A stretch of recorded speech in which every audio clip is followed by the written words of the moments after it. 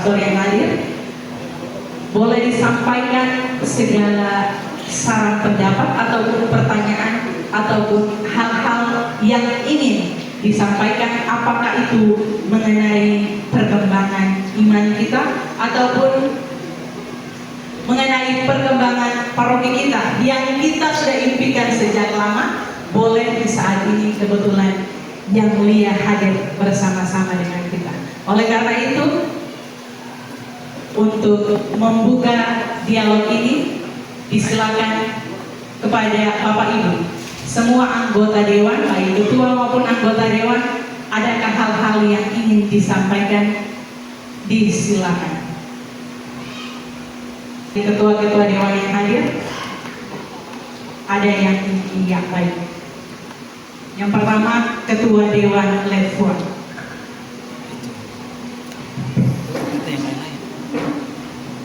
Terima kasih atas kesempatan yang diberikan kepada kami.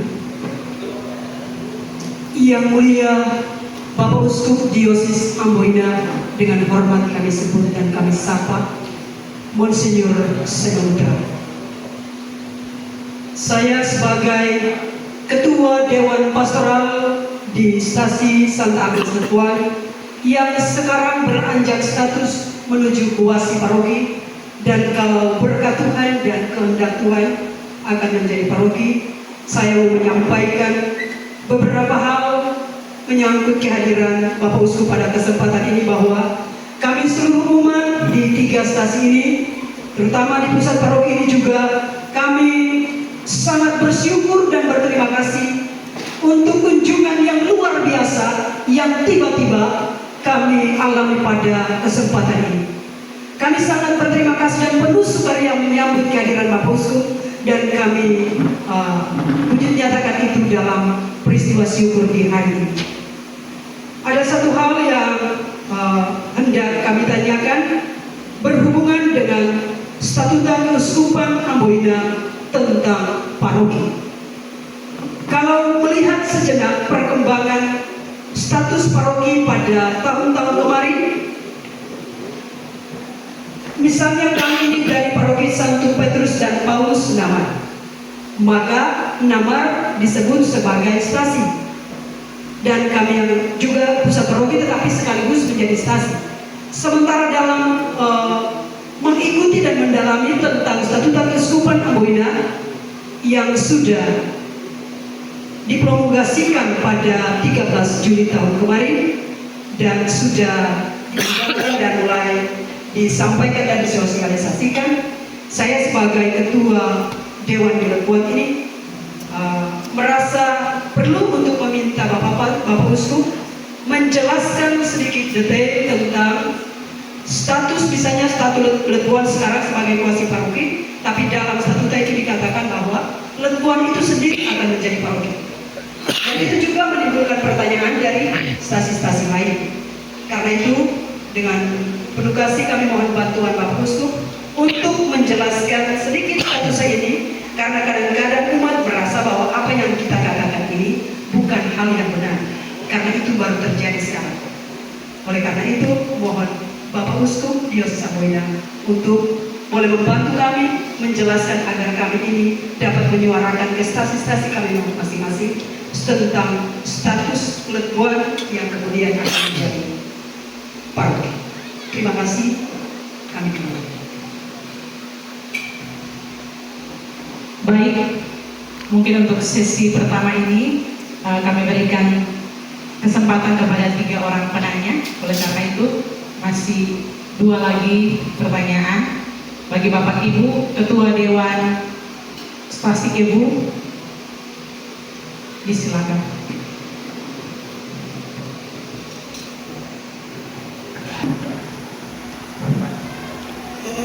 Terima kasih atas waktu yang diberikan kepada saya. Saya Ketua Dewan Pastoral Stasi Santo Antonius Padua Ebu. Yang terhormat Bapak Uskup Diosis Amboina Monsinyur Senondra. Yang terhormat Bapak Pastor Vikaris, Bapak Pastor Franz, yang terhormat Bapak Pastor Paroki yang sangat kami cintai dan kami banggakan, yang terhormat Bapak Kapolres Maluku Tenggara, yang terhormat Ibu anggota DPRD Maluku Tenggara, yang terhormat Bapak Pastor Budi Inuhan, dan yang terhormat para peserta dialog sekalian. Langsung saja mohon izin Bapak Uskup, langsung saja saya sampaikan bahwa kami umat Paroki Kuasi Santa Agnes Letuan, kami sudah siap dari segala sisi untuk diangkat status menjadi paroki, dan itu kami sudah siap. Untuk itu, lewat kesempatan yang baik ini, kami sangat memohon kepada Bapak Uskup Diosis Amboina agar dapat mengabulkan permintaan kami agar status kami bisa dinaikkan sebagai sebuah paroki. Yang kedua,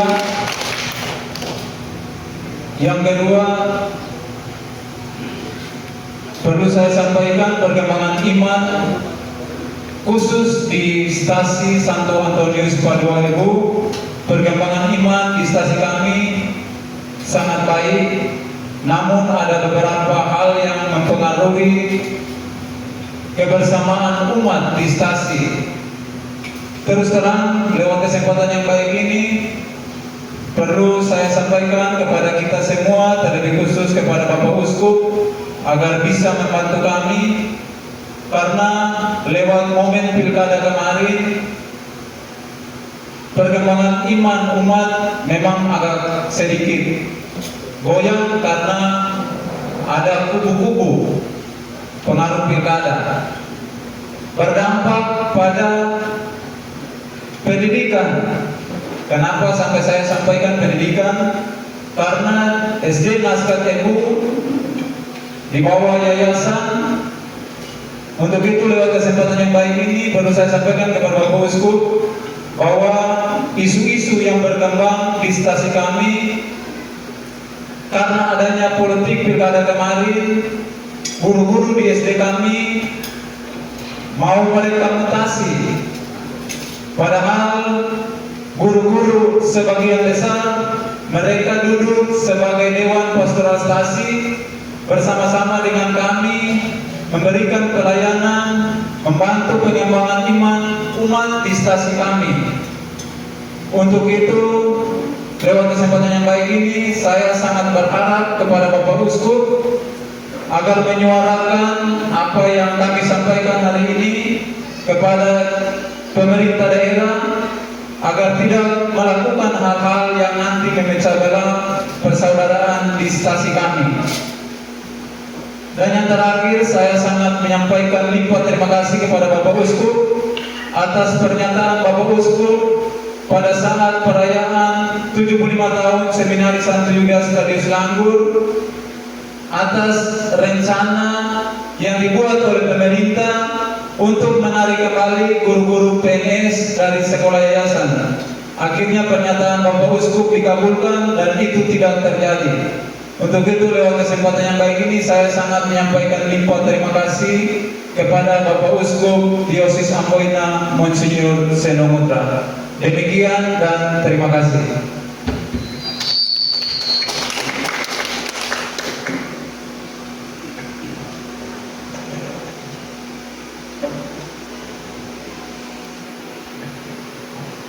Baik, selanjutnya pada Ketua Dewan Asok, disilakan.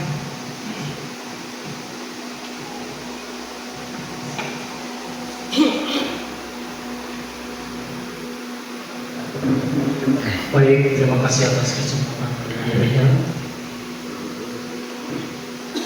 Saya Ketua Dewan Stasi Santa Maria Penangkaran Arso. Pertama-tama, saya mewakili seluruh umat stasi Arso menyampaikan limpah terima kasih kepada Bapak Uskup atas dimekarkannya Paroki Desa Paroki Lamar ini, sehingga setiap minggu atau setiap pekan kami umat stasi Arso mendapat pelayanan ekaristi dari Pasar Depok. Karena masih dalam program besar, kami umat stasi Arso ini 1 bulan atau bahkan 2 bulan baru sekali kami mendapatkan pelayanan Ekaristi. Dengan demikian kami sangat merindukan adanya pelayanan ini, sehingga kami merasa bersyukur sekali dengan adanya pemekaran paroki ini, sehingga mudah-mudahan bukan saja statusnya sebagai wasi, tetapi ditetapkan menjadi progresif, sehingga pelayanan-pelayanan ini dapat kami rasakan betul-betul bahwa kami merasa itu juga merasa bahwa pelayanan itu bisa kami terima dengan baik. Kemudian yang kedua, kami umat stasi juga dalam proses penyelesaian pembangunan gereja stasi Santo Maria Aso. Karena umat kami kecil, masyarakat kecil, maka prosesnya ya cukup lama, makan waktu cukup lama. Sehingga mungkin lewat kesempatan ini saya menyampaikan keluhan saya bersama umat saya kepada musuh. Mungkin ada jalan keluar, ada solusi keluar bagi kami umat stasi Arso untuk membantu menyelesaikan proses pembangunan gereja kami. Memang dalam programnya atau kesepakatan kami para panitia menyatakan bahwa kami bersanggup paling lambat 2027 gereja kami sudah bisa diresmikan. Mudah-mudahan hal ini dapat terwujud. Sekian dan terima kasih. Lepuan jadi.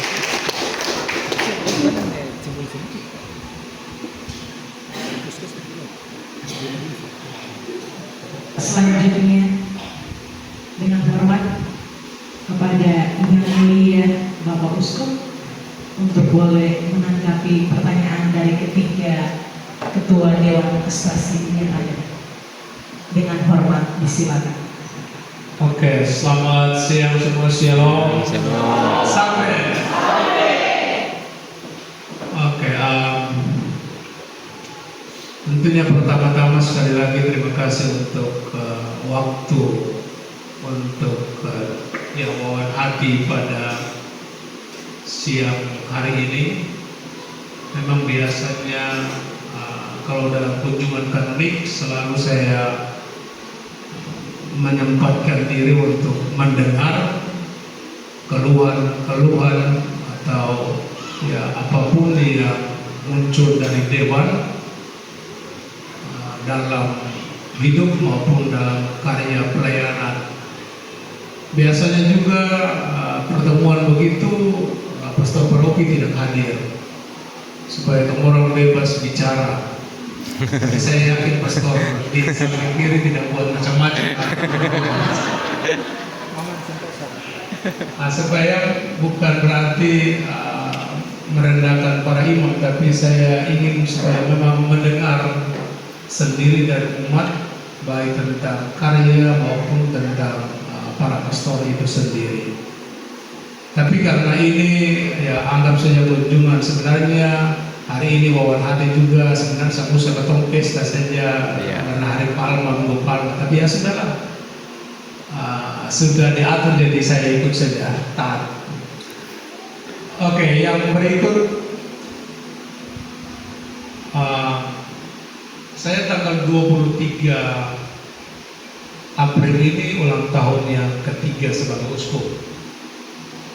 Dan dalam 2 tahun menjelang 3 tahun ini seluruh paroki, kalau tambah kuasi sekarang menjadi 64, dulu 56, 64 paroki atau kuasi itu semuanya sudah saya datangi. Terutama di daerah pinggiran. Daerah pinggiran itu berarti karena keuskupan kita ini adalah keuskupan dari sisi jarak, adalah keuskupan yang mungkin salah satu atau bahkan terluas di dunia dari sisi jarak. Karena Maluku dan Maluku Utara itu 92% laut, cuma 8% saja yang daratan. Dan kalau kita melihat peta Keuskupan Amboina itu, dia dikelilingi atau dibatasi berbatasan dengan 4 negara.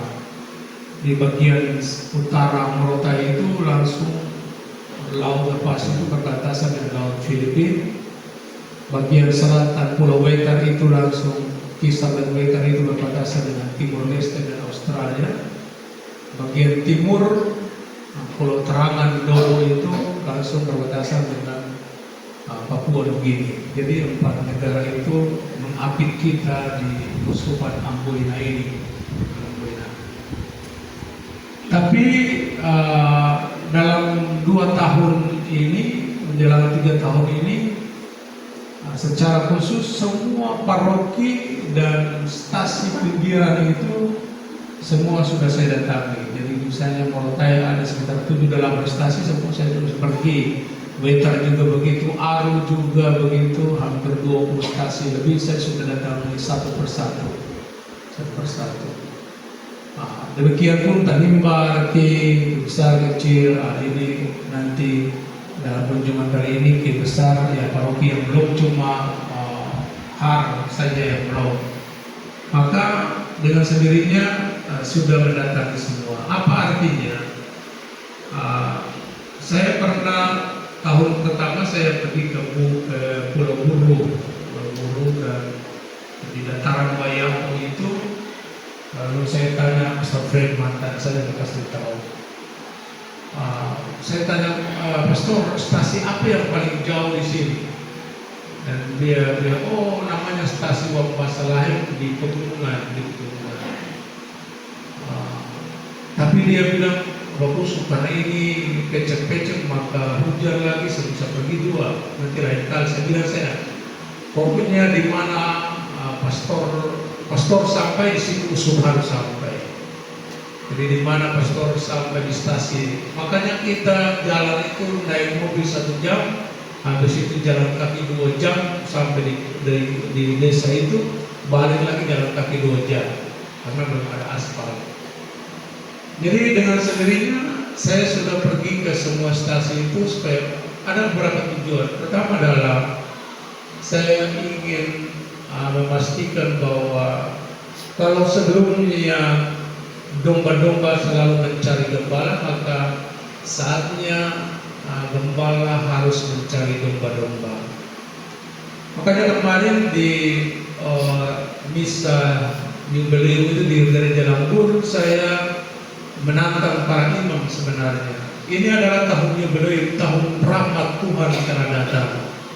Itu berarti ya umat kita ajak untuk mereka bersiara ke pintu suci atau Porta Santa di Lambur sana atau di Katedral Ambon. Tetapi kemarin saya menantang para imam supaya berpikir terbalik bahwa pintu suci sebagai sebuah simbol ada di gereja Lambur, di gereja katedral, tetapi pintu-pintu rumah umat sekalian itu adalah pintu-pintu suci dari keluarga masing-masing. Karena itu saya merindukan bahwa para pastor mungkin dalam tahun jubileum ini datangilah setiap rumah, walaupun tidak makan minum, tapi datangi, berdiri di muka pintu, panggil semua keluarga, serupa kata orang antar anak-anak Yesus itu, datang lalu doakan, lalu berkati dengan air suci saja, supaya memang tahun Ramadan Tuhan itu betul-betul dia datang ke rumah masing-masing. Jadi bukan hanya umat datang, tapi kita para gembala yang mendatangi. Dan ini yang persis saya lakukan dalam 2 tahun ini, menjelang 3 tahun ini. Di Morotai ada satu stasi namanya stasi Sopi. Di Pastor ini yang terdiri nama Sopi. Stasi Sopi itu ada satu keluarga. Jadi stasi itu satu keluarga 3 jiwa. Ada satu keluarga 3 jiwa. Tapi saya bilang pastor kita mesti ke sana. Dan mereka sudah keluarga, kebetulan mereka keluarga Cina. Mereka sudah 60 tahun mereka hidup sebagai orang Katolik di stasi itu. Dulu ada beberapa pegawai tapi sudah pergi semua, tinggal mereka sendiri.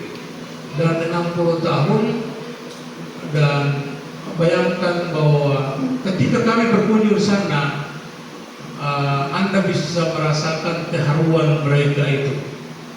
mereka membuat kami semua menangis karena begitu merasa bahwa sebenarnya seperti Elizabeth, siapakah saya ini sampai memang harus usuk datang. Dan saya bilang pokoknya satu jiwa, makanya saya bilang selama saya masih kuat maka satu jiwa pun ada di satu tempat saya harus pergi untuk dia. Karena dengan itu lalu membuat orang-orang Katolik di daerah-daerah terpencil itu menjadi bangga akan iman Katolikan. Dan saya pergi ke sana biasa dengan jubah lengkap supaya memang bukan pamer tetapi menegaskan bahwa mereka juga umat juga senang ketika lihat uskup pakai jubah, pastor pakai jubah datang mendatangi mereka di rumah mereka, apalagi di antara saudara-saudara Protestan dan Islam. Seperti itu. Oke, jadi memang itulah yang terjadi bahwa saya ingin supaya mereka memang dikuatkan oleh kehadiran saya. Tapi juga dengan kunjungan itu lalu saya tidak menjadi uskup yang menentukan kebijakan bukan dari belakang meja, tetapi saya lihat langsung pada realitas kehidupan umat. Makanya saya bilang kalau ada pastor yang nanti bilang, oh Bapak Uskup di sini susah, di sana susah, saya bilang kepada uskup karena uskup sudah datangi semua, jadi uskup sudah sangat tahu. Jadi saya bisa ada pastor yang bilang, oh Pak Uskup di sini susah, tidak. Makanya saya dalam kebijakan yang berikut adalah saya ingin misalnya krisma, maka misalnya ya sebenarnya kalau waktu dia banyak, maka saya mau bahwa misalnya nanti krisma ke depan ini arso biar misalnya mereka cuma 5 krismawan, saya yang harus datang tinggal di arso dan buat misa di sana, bukan Anda mencari sana. Itu. Tapi ini sangat tergantung dari waktu ya. Jadi saya tidak mau lagi kumpul-kumpul di satu paroki dan lain sebagainya supaya umat walaupun mereka kecil tapi mereka sungguh merasakan.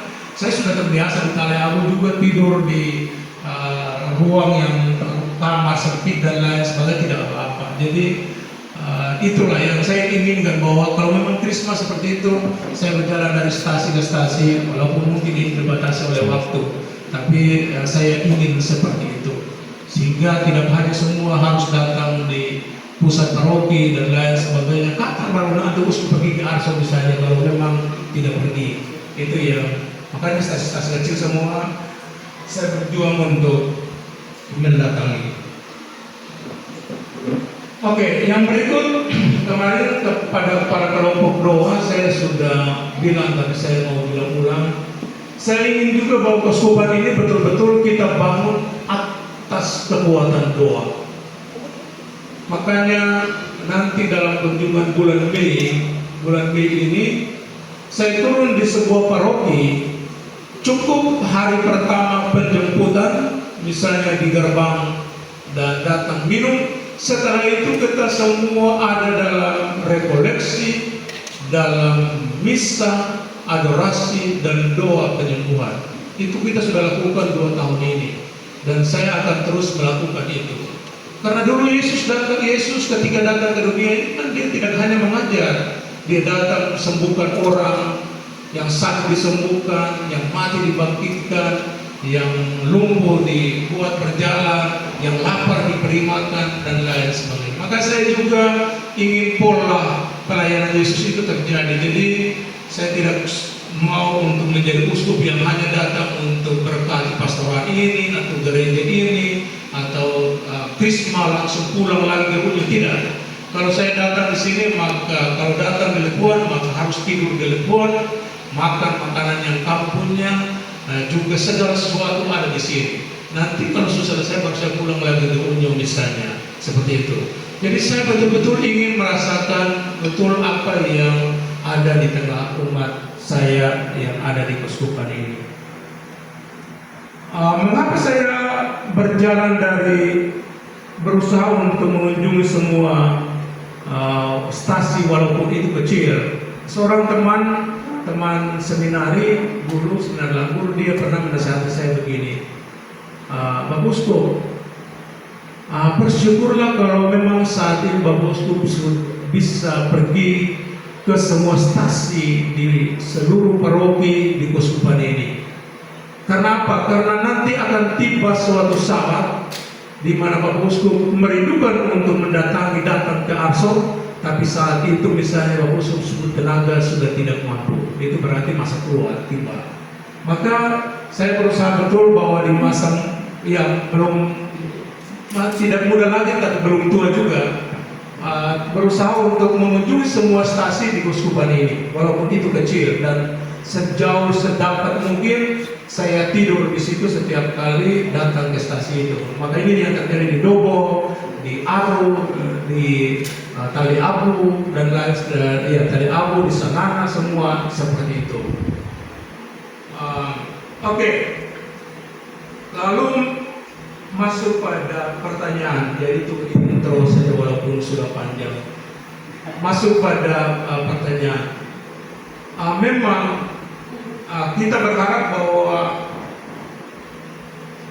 para pastor secara khusus memang kita gampang untuk memekarkan paroki.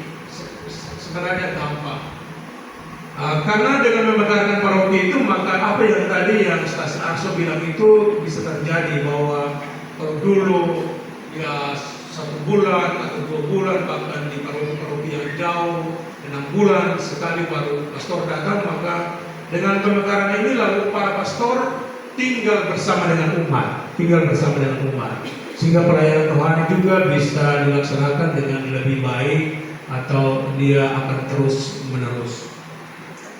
Tetapi tentunya juga sangat tergantung dari tenaga imam kita, terutama para imam diosesan. Imam tarekat kan mereka setiap kali tak bisa, ya mereka ya ada 1-2 di sini, tetapi yang lain kan memenuhi kebutuhan tarekat di luar keuskupan ini maupun di negara lain. Tapi imam diosesan kan mereka ya mau tidak mau harus ada di keuskupan ini, karena memang mereka adalah pemilik rumah keuskupan ini. Jadi mereka ya, berputar-putar saja di keuskupan Amboina. Karena itu misalnya ya kalau ada ada tuntutan bahwa kami tidak mau terima imam projo, kami mau imam MST. Tapi kalau imam MST sedikit lalu ngomong mau terima projo, lalu mana? Jadi saya kemarin menjelaskan bahwa sebenarnya bukan tergantung dari tarekat apa imam itu, tarekat MSC, Projo, SPD dan lain sebagainya, tapi tergantung pada karakter pribadi imam. Nah, walaupun dampaknya nanti orang itu dia dari tarekat ini, dari diosesan dan lain sebagainya. Karena sama saja di diosesan ada imam yang bagus sekali, tapi ada yang kurang bagus. Di MSC itu begitu, ada yang bagus sekali, ada yang kurang bagus dan lain sebagainya. Tetapi sekali lagi ini sangat tergantung dari tenaga imam. Maka saya punya kerinduan bahwa kalau memang kita punya tenaga imam banyak, maka dengan sendirinya pelayanan akan lebih bagus. Jadi tidak hanya satu kuasi, satu paroki satu, tapi ke depan ya bisa juga misalnya ada 2 imam yang ada di satu paroki yang besar dan lain sebagainya akan terjadi. Oke, sehingga pemekaran misalnya seperti yang sekarang ada beberapa kuasi ini. Pertama, kalau sebuah kuasi di sebuah paroki dimekarkan dan sudah ada surat turun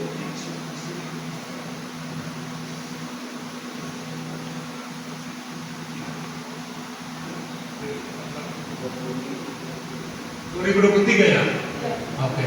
Jadi kalau dia dari 2023 dimekarkan menjadi kuasi paroki, maka catat tanggal itu baik-baik. Jadi misalnya tanggal 23 April 2023 surat uskup turun dan baca di situ Ambon tanggal 23 April 2023 Lepuan, Ebu dan Arso menjadi kuasi, maka tanggal itulah yang akan menjadi hari ulang tahun dari kuasi itu atau nanti paroki itu nanti. Karena nanti misalnya sekarang kan dia statusnya kuasi, nanti misalnya tahun 2026 dia menjadi paroki definitif, itu berarti bukan tidak ada SK baru lagi, tetapi statusnya dinaikkan, dibuat jadi definitif. Tetapi nanti tercatat dalam sejarah itu bahwa paroki ini didirikan pada tanggal 23 April 2023, bukan 2026. Jadi 2023. Makanya nanti catat, nanti periksa ulang surat itu lalu supaya memang setiap tahun akan, karena sekarang kita beralih ke semua paroki harus merayakan mereka punya hari ulang tahun paroki, tetapi juga hari ulang tahun pelindung masing-masing. Oke, jadi stasi, misalnya kita ambil contoh Lepuan. Lepuan dalam kedudukan dia memang stasi Lepuan, stasi Ewu, stasi Arso. Tetapi karena disinilah menjadi ibu paroki, maka dia akan menjadi paroki Lepuan. Paroki Lepuan yang membawahi stasi Arso dan stasi Ewu. Jadi karena dia menjadi pusat paroki. Jadi biasanya pusat paroki itu ya walaupun secara ini biasa tulis ada stasi, tapi lebih banyak dalam bahasa tulisannya adalah paroki Lepuan, paroki Santa Agnes Lepuan. Tapi nanti di situ baru diperhadapkan lagi dengan yang lain-lain. Jadi dengan sendirinya kalau dia sudah tentukan pusatnya di sini, maka dia akan menjadi pusat paroki nanti, pusat paroki. Jadi tiga ini akan menjadi pusat paroki. Ya Arso ya untuk sementara bergabung di sini, tapi siapa tahu ke depan nanti kalau Somlai dan ini dia, karena dari situ lebih dekat. Saya pernah pergi ke Arso, jadi Somlai dan lain sebagainya. Kalau hadir masih ada kemungkinan untuk pemekaran, maka bisa saja dia bergabung ke sana untuk lebih dekat dan lebih cepat. Saya ambil contoh Warhut ketika saya kunjungan pertama, mereka tidak mau lepas. Mereka bilang kami tetap dengan Lepuan atau nama. Kami tidak mau dengan baik. Lalu waktu itu kan untuk anak kan belum tak bisa. Apa? Ya, saya bilang oke, saya dengar. Tapi saya tanya, Bapak sudah pastor dari sini? Bilang tapi kami punya ada satu yang tahun depan mau ditabiskan. Oke, sekarang Bapak pilih saja, mau ditabiskan, mau untuk ditabiskan atau tidak. Bila kamu mau ditabiskan, kalau mau ditabiskan lebih baik gabung dengan apa yang uskup atur. Kalau tidak ditabiskan. Sama sedikit Bapak. Lu bilang begitu Bapak sudah gabung dengan baik sudah. Kami bisa ditabiskan. Walaupun tidak tergantung dari situ, tapi saya cuma bercanda saja. Jadi itu, jadi sekali lagi kita berharap bahwa dengan itu maka pastor-pastor tentunya akan tinggal dekat dengan umat, karena itu di titik inilah sekali lagi di gereja tadi sudah saya bilang, tapi sekali lagi saya minta terima kasih kepada umat Lepuan, ibu-ibu yang punya rahim yang sungguh luar biasa, yang darinya ada banyak anak-anak yang memilih untuk menjadi imam baik di keuskupan ini maupun di tarekat-tarekat. Terima kasih sekali lagi untuk ibu-ibu. Makanya ya buat anak banyak-banyak saja sudah memang masuk di pastoral tidak serugi.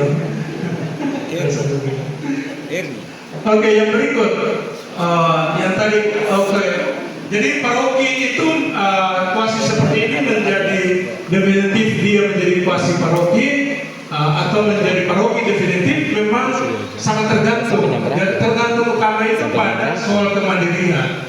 Kemandirian itu bisa terlihat dari apa? Pertama adalah memang iman umat.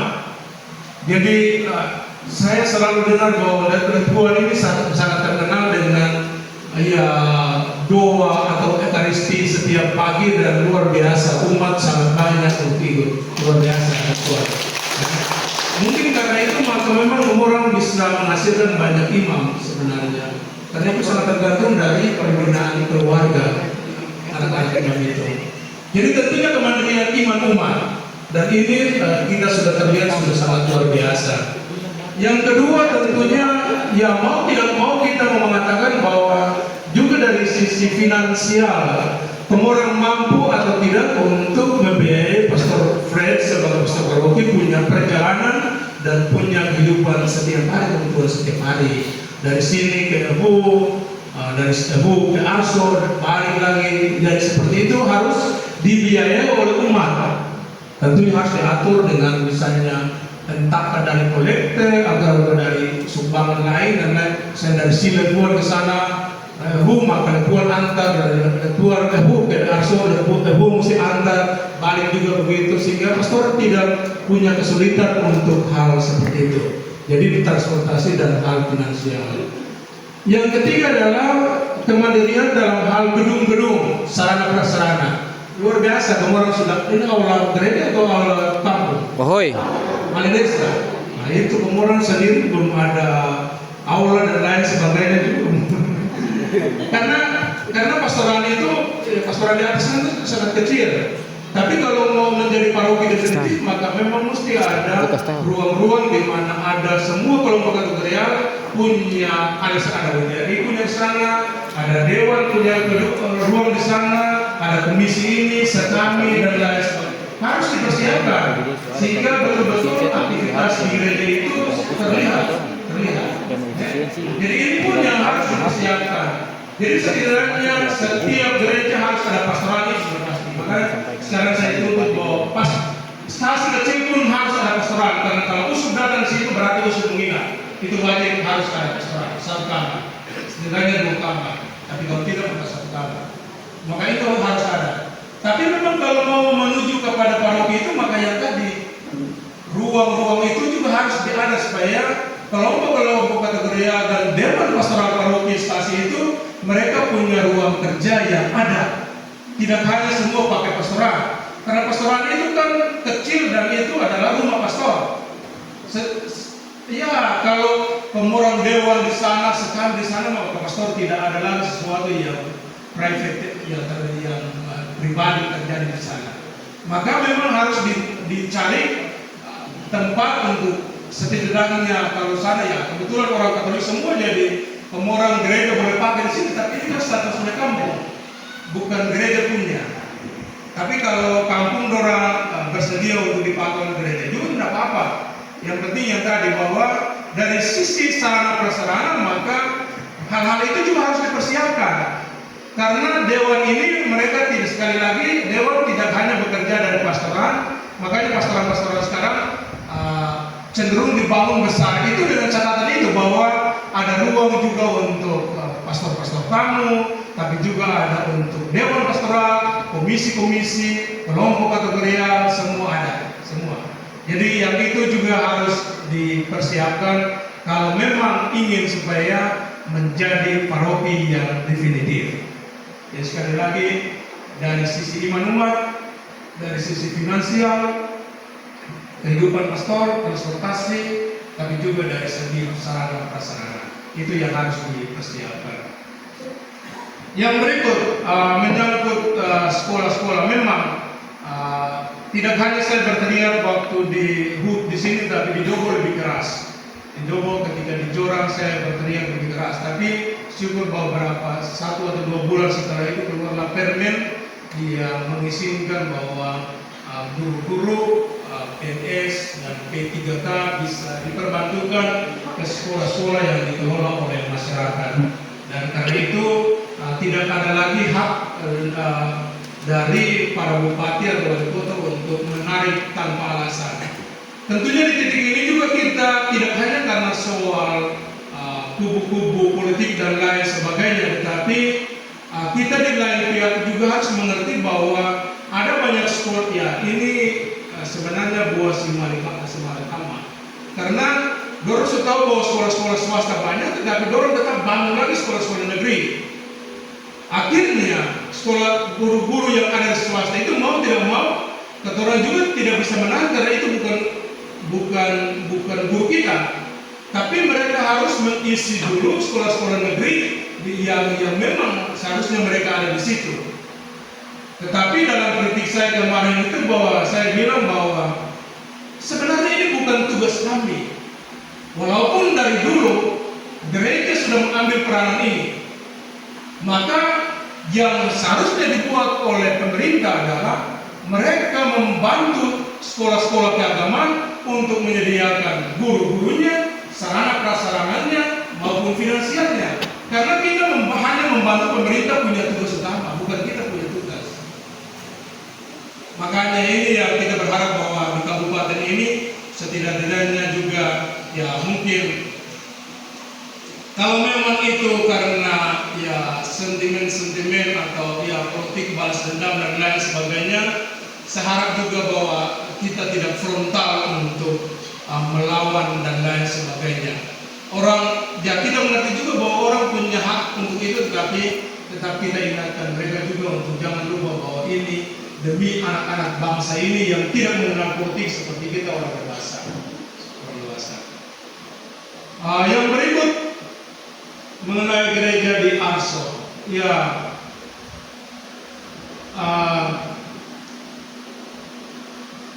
tidak tahu gereja itu sampai di tahap di mana, tetapi sebenarnya saya merindukan bahwa seperti Ebu juga, Ebu ini orang bagaya sedikit. Tahun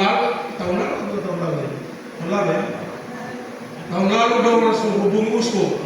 Bapak uskup datang sudah berkali-kali punya gereja. Saya bilang oke, kita tentukan bulan ini. Datang 1 bulan, tinggal 1 bulan, coba Stofred pulang masuk, Bapak uskup. Kamu minta tunda sedikit gak manusia. Kamu besar itu, belum selesai ya, anggota DPR ada di sini. Jadi belum siap untuk ini, tapi siap dalam mimpi saja kalau kenyataan. Tapi kalau memang diusahakan supaya dengan Arso 1 kali jalan, maka lebih bagus lagi, toh. Supaya 1 kali itu sudah datang ya, kalau ini berkati 2 gereja itu, ya lebih bagus. Tetapi sekali lagi, saya sekarang membuat gerakan di mana saya tidak suka lihat bahwa setiap stasi berjuang untuk diri sendiri. Maka sekarang kita para pastor juga. Kemarin saya ketika di Unyo saya bangun pagi olahraga itu besar puri punya tugas sendiri. Kapel Unyo itu sudah rusak sekali, sudah rusak dan sudah tidak dipakai. Saya bilang Budi, pantasan memang ketemu pastor-pastor dapat masalah banyak karena ketemu berdoa, saya tidak berdoa di Unyo itu bagaimana mungkin yang menjadi pusat Ekaristi, tetapi tidak pastor tidak berdoa di Unyo itu pantasan memang banyak masalah muncul. Karena itu yang paling utama. Maka kemarin saya langsung buat di grup, mari kita renovasi kembali Wisma Kapel Wisma Unyo. Saya langsung taruh di situ uskup 500 bagar semen. Masih berbunyi orang. Saya langsung buat daftar sekali pastor-pastor projo yang bekerja di KI semua. Budi Muhammad, Setia Bangsoner, Setia Bangwel, Thomas Ragwan, Bobi Lara, Stephen, Yopi Webun, Tes Baria. Daftar besar. Saya lihat daftar itu kemarin sampai pagi ini baru Yopi Webun baru isi lagi. Saya 5 red pasir. Sementara nanti saya tutup sampai semua untuk semua mesti isi daftar itu. Dan tak isi batu kan, makanya kalau ngomong saya Budi dan mereka ngomong cepat kirim sudah dapat. Maka ini pun yang saya hendaknya buat untuk di paroki-paroki dan lain sebagainya. Karena itu kalau sekarang Arso mereka lagi membangun gereja, maka jangan ketemu suka bodoh sana cuma sedikit sana. Betulnya biarkan dan terus perasaan sebagai satu paroki itu penting, satu paroki. Maka jangan pikir orang penjualan 1 juta berkumpulan sumbang. Oh bulan ini kita dapat rezeki sedikit, saya 1 bandar sakemen. Saya hubungi ketua stasi, ketua beta 1 bandar ini kita sumbang untuk murah. Mengapa tidak? Mengapa tidak?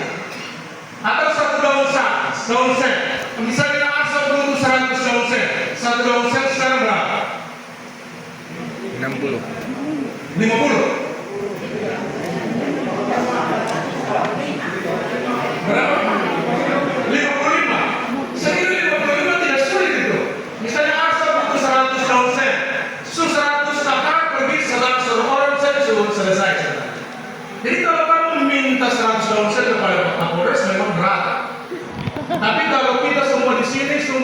pastor, satu lalu saya, maka suruh jadi ringan, mudah. Jadi semangat inilah yang saya ingin untuk ada di paroki, di lembaga, paroki bantu paroki, stasi bantu stasi, pastor bantu pastor, dan lain sebagainya. Ini yang harus kita kembangkan supaya jangan kita berharap bahwa kita tunggu dana dari porkir dari ibu anggota dewan atau kita masuk ke Pemda, ke bupati dan lain sebagainya. Sebenarnya bisa. Jadi tinggal misalnya ketua dewan stasi Arso itu, oh sekarang kita masih butuh 100 saksi. Maka tinggal saja datang di paroki ini, satu keluarga 1 saksi. 100 kakak selesai. Sangat murah. Sebenarnya tidak sampai 70, 60 misalnya. Saya susah. Jadi sekali lagi saya mau supaya semangat inilah yang kita buat. Tetapi setelah Arso kecil, untuk biarkan orang mati lain, padahal dengan bangga, kami ini paroki Santa Agnes de Tuan. Tapi kemudian saya mau berbagi untuk orang bagaimana. Ini yang saya rindukan. Jadi sebenarnya pekerjaan apapun sebenarnya sangat mudah untuk selesai jika kita bangun semangat solidar, semangat saling membantu ini. Karena tadi kalau kemudian minta Polres atau minta ke ibu-ibu anggota dewan 100 juta, susah memang. Karena dia pikir lagi dia punya ini pemilih sah dan lain sebagainya. Tapi coba jangan kali satu orang 50.000 saja lah. Kumpul semua orang, semua umat di stasiun ini. Orang dewasa satu orang 50.000. Mari kita stop. 100 juta pasti dalam waktu yang singkat. Jadi sekali lagi bukan nilai uangnya, tapi saya ingin bahwa keuskupan ini kita bangun pertama, kita bangun. Tapi kalau kau syukuri, maka Tuhan akan membuka pintu-pintu berkat untuk Anda. Amin. Makanya saya bilang para pastor, pokoknya bisa doa, kunjungan umat, doakan umat dan lain sebagainya. Kalau kau buat hal itu saja, kau perlu susah-susah cari uang. Lihat, semakin seorang pastor dia dalam hidup sebagai seorang pastor dia cari uang, dia akan tetap kesulitan. Dia pasti akan tetap kesulitan. Karena setiap hari dia pikir, saya dapat uang dari rumput laut, saya dapat uang dari kayu, saya dapat uang dari batu, dari ini dan lain sebagainya. Tapi coba lihat, kalau imam itu dia sibuk dengan urusan Tuhan, maka Tuhan akan bilang, dari utara datang bawah, selatan, timur, barat semua akan bawah. Tapi kadang para pastor ini tidak yakin akan Tuhan punya janji ini. Tuhan punya janji. Jadi sekali lagi saya ingin bahwa hidup di keuskupan ini adalah hidup dengan mengandalkan Tuhan betul-betul. Percaya bahwa Tuhan tidak akan meninggalkan kita. Percaya bahwa bisa terjadi. Jangan bilang Tuhan kasih dulu baru Anda percaya. Tuhan selalu bilang percaya lebih dulu baru bercinta. Itu saja yang untuk menjawab sedikit melenceng kesana kemari, tapi saya harap bisa menjawab apa yang sudah ditanyakan. Terima kasih. Terima kasih sekali lagi disampaikan kepada Yang Mulia Bapak Uskup atas berkat yang luar biasa yang kami terima hari ini. Dan mungkin kita ada pada sesi yang terakhir, satu orang penanya. Karena waktu sudah mohon izin Yang Mulia, walaupun waktu sudah menunjukkan pukul 13, tetapi di sini ada 1, 2, 3, 4 orang penanya. Oleh karena itu mohon izin mulai dari Ibu yang punya Arso. Baik, selamat siang, selamat hari Minggu untuk kita semua yang kami hormati Bapak Uskup, para pastor, Bapak Polres, Ibu Dewan, juga Bapak Ibu Dewan Pastoral. Di Arso, kami ini stasi kecil yang adalah peralihan dari stasi Bangil. Di tahun 1960 kami beralih ke Arso dan anak-anak ini kami tidak punya SDM. Bapak Pastor, Bapak Wakil Uskup, juga Bapak Uskup, kami belum punya sekolah dasar.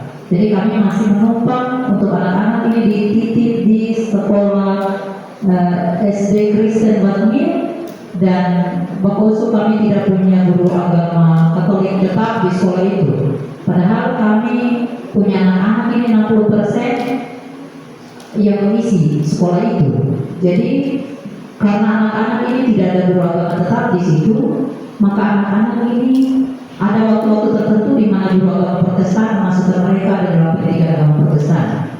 Hanya maka kesempatan ini saya membantu Bagus supaya kami punya guru agama tetap di sekolah itu untuk sementara, dan mungkin seiring bertambahnya jumlah umat dan perkembangan umat ke depan, semoga saja kami bisa ada sekolah dasar yang ada di Arso. Kemudian yang kedua, ini titipan pesan dari umat, hanya saya sampaikan tergantung dari Bagus kebijakan ke depan, tapi umat berharap bahwa kami masih ada kebersamaan dengan paroki Tuhan. Kami belum bergabung ke atas, kami masih ada bersama dengan paroki Tuhan. Memang ada kendali kami harus menyeberang sungai, tetapi jaraknya lebih dekat ketimbang kami ke atas. Sekarang juga jembatan sudah bagus, kami bisa langsung lewat jembatan, tidak harus menyeberang. Itu saja dari kami kembalikan.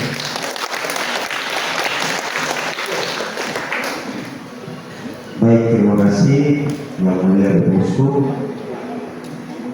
Pak Pastor, Pak Polres, Bapak Ibu Dewan, serta Bapak Ibu, saudara-saudara sekalian. Saya langsung saja, ini berkaitan dengan kondisi saat ini kita sedang memasuki masa jubilei tahun 2025. Dan kemarin pintu suci telah dibuka di 3 PTKP di wilayah ini. Ini berkaitan dengan pelayanan sakramen. Dalam kondisi real saat ini, banyak umat yang mengalami persoalan-persoalan perkawinan.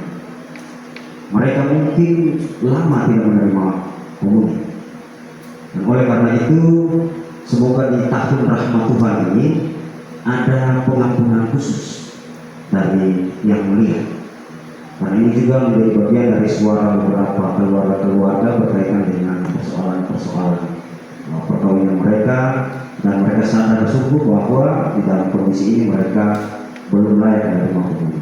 Oleh karena itu, mohon semoga di tahun rahmat Tuhan ini ada kebijakan dari Yang Mulia Bapak Uskup untuk membantu mereka. Kemudian yang kedua, masih sama dengan persoalan-persoalan pelayanan iman di wilayah paroki secara khusus. Banyak kan bahwa umat itu acuh-acuh dengan kondisi-kondisi ataupun kehidupan hidup rohani. Sebagai dewan, kami juga agak kesulitan seringkali memberi penjelasan, tetapi selalu mereka merasa acuh tak acuh. Dan kondisi ini membuat kami sebagai dewan sulit untuk mengambil keputusan terhadap mereka. Oleh karena itu, pada kesempatan ini juga masih di tahun jubilei ini, semoga Bapak Uskup bisa membantu secara khusus kami dewan dan mungkin juga pelayanan Bapak Pastor di sini berkaitan dengan pengampunan untuk kondisi-kondisi yang saya sebutkan. Itu saja yang bisa saya sampaikan. Terima kasih. Selanjutnya, pertanyaan ketiga.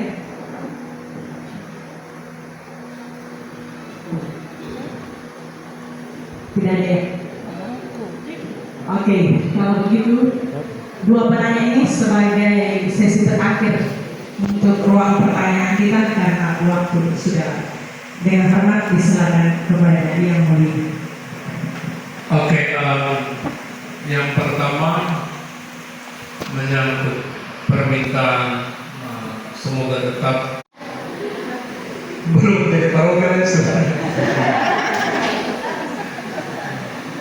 Oke, tentunya pasti akan apapun keputusannya tetap nanti akan mendapatkan masukan dari pastor paroki.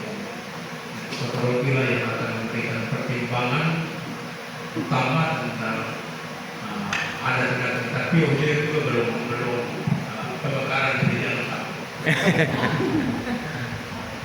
Yang berikut untuk permintaan untuk pendirian SD baru di sana memang kesulitan. Sekarang memang dengan banyak hal yang regulasi atau aturan-aturan dari pemerintah tentang persekolahan, maka kita juga sekolah-sekolah yayasan tentunya kemarin kalau memang mereka tetap bertahan bahwa menarik guru-guru PNS dari sekolah-sekolah kita, maka sudah pasti saya sudah bilang ketua yayasan untuk menginventarisir sekolah-sekolah mana yang harus dinegerikan, karena memang secara finansial kita tidak mampu untuk mengelola semua sekolah.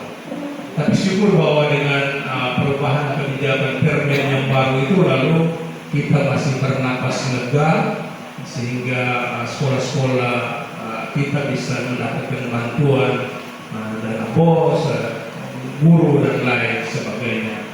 Tapi tentunya di masa yang akan datang juga, misalnya andaikan suatu waktu mereka kembali lagi kepada aturan itu, maka misalnya kalau sekolah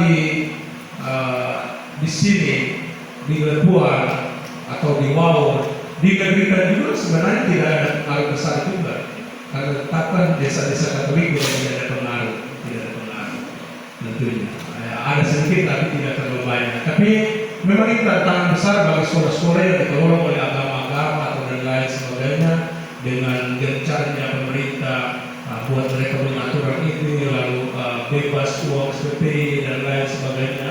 Itu juga menjadi problem yang dihadapi oleh yayasan. Kalau kita punya uang, kalau di Jakarta di mana yayasan-yayasan tarekat suster di sana, mereka dari sisi finansial mereka sangat kuat, maka mereka juga tidak pusing dengan negrika dan lain sebagainya. Tapi kalau kita di daerah-daerah seperti ini kan sangat tergantung juga dari pemerintah selama ini, sehingga nanti kita akan melihat ke depan. Jadi memang kalau sekarang mereka masih berada di sekolah Kristen seperti itu, maka mungkin nanti perjuangannya ya ada waktu usuk pikir di sini, sehingga Budi juga dia punya hubungan dengan pihak pendidikan, dinas pendidikan sangat kuat itu Budi. Jadi nanti bilang saya pada dia untuk kalau bisa ada guru Katolik yang bisa mengajar di sekolah itu. Jadi nanti hubungi Mr. Budi. Mengenai pelayanan ya sakramen bagi pasangan-pasangan nikah yang bermasalah, memang Pastor Paul sudah berjalan kemana-mana, dan Pastor Paul Balkoe berusaha untuk ya menyelesaikan. Makanya kemarin dia juga sudah datang ke saya dan dia tanya, bagaimana dengan kasus. Saya bilang sejauh tidak melawan hukum, maka tidak bertentangan dengan hukum, maka ya percepatlah kasus-kasus yang bisa dibatalkan atau bisa diselesaikan harus dipercepat. Tentunya hal yang paling utama adalah pasangan-pasangan itu harus memasukkan kasusnya atau setidaknya bertemu dengan Pastor Paul Balkoe. Supaya apa? Supaya orang dapat pencerahan dari pastor tentang status dari kasus kamu itu. Apakah memang ada peluang untuk bisa diselesaikan atau tidak? Lalu ada kalau memang tidak, maka apa yang harus dibuat oleh gereja dan kalian? Terima kasih untuk usulan untuk itu. Memang kita selalu ada pada dilema bahwa ya kalau memang misalnya izin untuk mereka komuni, habis itu dilarang lagi, habis itu diizin lagi, maka seakan-akan membuat umat itu menjadi pingpong. Karena itu saya mengajak bahwa semua yang punya kasus hendaklah berjuang untuk menyelesaikan dengan hakim gereja. Kalau memang nanti kita melihat bahwa tidak jadi, maka lalu apa yang bisa dibuat oleh gereja. Tetapi tawaran yang tadi saya pikir juga bagus, dan di tahun jubilee, tahun yang penuh rahmat ini nanti kita pikirkan ada hari yang spesial, misalnya nanti Natal tahun depan ini. Tahun ini mungkin nanti mereka akan diberikan kesempatan yang istimewa untuk mendapatkan sakramen itu, walaupun tetap diberikan anjuran supaya mereka tetap menyelesaikan mereka punya kasus-kasus perkawinan yang ada. Demikian pun kesulitan-kesulitan memang tadi misalnya waktu kita mau perarakan, banyak anak sekali dong berdiri di atas dan dewan kesulitan untuk menegur atau mengajak mereka nanti sembunyi lagi ke atas lagi baru anak-anak itu turun untuk bergabung.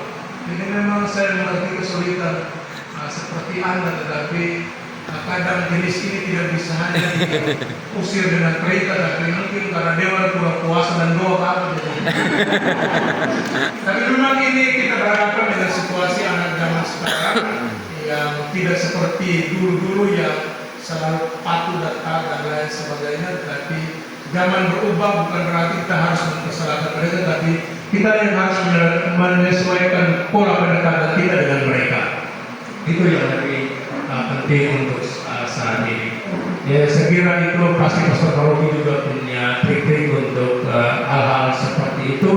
Yang paling penting adalah mari kita berjalan bersama pastor, bersama uskup untuk dalam segala urusan. Sekali lagi dalam segala urusan, saya ingin bahwa kita harus berbuat dalam kebersamaan. Jadi tidak boleh lagi sendiri-sendiri, paroki ini sendiri atau stasi ini sendiri. Maka kemarin misalnya saya sekarang gencar untuk membangun gereja ikonik di Tanimbar. Gereja yang betul-betul dibangun sesuai dengan adat istiadat Tanimbar. Jadi nanti gereja itu berdiri di atas kapal perahu batu. Itu sesuai dengan adat Tanimbar yang betul-betul mencurahkan ada unsur batunya, kayu toringnya, ada tenunnya dan lain sebagainya. Jadi betul-betul dia khas Tanimbar. Dan gereja itu akan menjadi gereja yang tidak mempunyai umat secara umat paroki. Mungkin nanti di jalan kors pergi Sengaki, nanti jalan kors itu saja beberapa umat yang ada. Tapi gereja itu terbuka untuk seluruh umat Tanimbar dari paroki apa saja yang kalau tidak sembahyang di paroki masing-masing maka bisa datang sembahyang di paroki di gereja yang baru ini. Tapi gereja ini menjadi gereja yang dibangun oleh seluruh umat Tanimbar.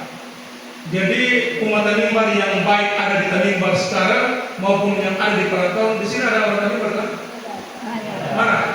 Ibu punya tugas tahun depan mulai sumbang untuk gereja Tanimbar. Jadi kalau sebagai orang Tanimbar, uskup akan minta seluruh umat Tanimbar di seluruh dunia untuk membangun gereja itu, membangun gereja itu. Di case kemarin sudah ancang-ancang, tetapi ya kita berharap bahwa di case juga nanti kita membangun gereja ikonik yang ada ibu ketua dewan juga ada ini. Mungkin ini juga menjadi ya sumbangan untuk para dewan ini untuk kalau ibu nanti bilang pada ketua kalau memang gereja itu pemoral semua tiap tahun sumbang 100 juta untuk bangun gereja itu, maka nanti uskup buat prasasti umum semua nama di situ. Kalau belum puas lagi nanti orang taruh foto, patung foto. Ibu dokter punya foto di situ dan kita taruh di patung sekali. Makanya saya macam dari jalan poros datang jalan kebenaran mau datang di sini, saya macam naksir orang itu tanah-tanah di pinggir itu ya. Saya kasih PR saja. Tapi kalau memang misalnya tanah itu di sini begini, sedap sekali kalau dia di sini. Orang semua dari bandara datang lihat gereja ikonik ada di situ. Luar biasa itu. Karena itu Tempo punya tugas untuk pikirkan. Ya. Cepat kasih tahu untuk uskup untuk gereja itu. Daripada bilang uskup, pada terbaikkan di situ sebetulnya dari orang itu mau menuju ke sana. Ya. Kalau taruh gereja, sendiri orang dari bandara langsung gereja di atas bela besar di situ. Kalau umat Tuhan kasih misalnya 2, 3 hektar, 5 hektar, maka saya punya tugas untuk menuntut dari para anggota dewan ini untuk mereka membangun dengan catatan tadi. Kemarin saya kasih tahu sedikit di Tanimbar, dan saya bilang begini, kalau saya minta tanah untuk bangun gereja, itu lebih baik kasih, jangan jual. Mengapa? Karena tanah itu kan bukan ketua pemerintah dan yang ciptakan, tapi tanah itu adalah milik Tuhan. Karena ketua punya orang tete dan moyang Tuhan datang dulu, maka mengklaim orang itu dong punya. Tapi kalau saya tanam pohon itu, maka pohon kelapa, maka kemudian mau minta supaya karena kemudian tanam. Tapi kalau tanah lebih jangan. Kalau saya minta misalnya 1 hektar lebih kasih. Kalau kemudian tidak kasih nanti Tuhan kasih kemudian 2 meter kali 1 meter. Ngomong sedikit dong. Tapi ide untuk gereja ekonomi ini saya merindukan kalau orang Lakuan dengan cepat datang berikut, Pak Uskup kami sudah ada 5 hektar dan Pak Uskup bangun gereja ekonomi di tanah kami. Yang penting di jalan saja ya. Itu pasti akan lebih cepat dia jalan. Saya lebih suka mari kita buat sejarah daripada kita hanya sekedar meneruskan sejarah. Kita buat sejarah baru, orang Lakuan, apalagi kamu orang punya pastor banyak-banyak ini, mari kamu orang betul-betul kasih tanah, di atas tanah itu kita bangun gereja di atas perahu beda. Sepakat? Sepakat. Sepakat, sepakat. Tapi kalau orang Lakuan buat itu lebih indah, lebih luar biasa kalau memang di sana. Saya cuma kasih PR saja untuk tapi dalam hati saya rindukan bahwa dong pasti kasih, orang Lakuan pasti kasih. Itu saja, sekian dan terima kasih. Kepala Ahoy PR, besok rapat Ahoy PR. Iya. Amin. Dan sekali lagi terima kasih disampaikan kepada Yang Mulia Bapak Uskup, Bapak Pastor Vikaris Episkopal,